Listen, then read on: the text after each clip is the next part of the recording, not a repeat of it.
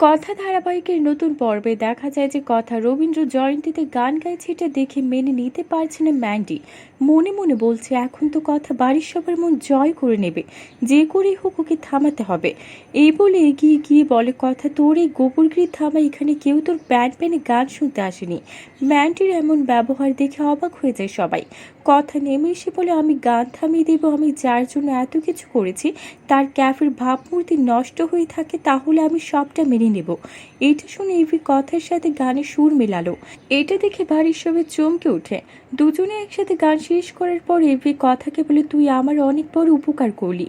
পরের দিন সকালে এভি সোফায় ঘুমাচ্ছিল, তখন ঘরে ঝুল ছাড়তে গিয়ে এভির ঘাড়ের উপর পড়ে যায় কথা, ধরে ফেলে এভি। সকালের নাস্তা করে সবাইকে খাইয়ে দিচ্ছে, এদিকে এভি না খেয়ে অফিসে বের হয়ে যাচ্ছিল। সেটা দেখে কথা খাবার নিয়ে গেলে খেতে চায় না, জোর করে খাইয়ে দিল কথা। আর কথা সকাল থেকে না খেয়ে আছে দেখে নিজের হাতে খাইয়ে দিল এভি। এদিকে জোর করে জুনিকে তুলে নিয়ে যেতে গেলে প্রান্তিকের জামার কলার ধরল অঙ্কিত। তো বন্ধুরা, এবার কি হতে চলেছে সবটা জানতে আমাদের সাথেই থাকো।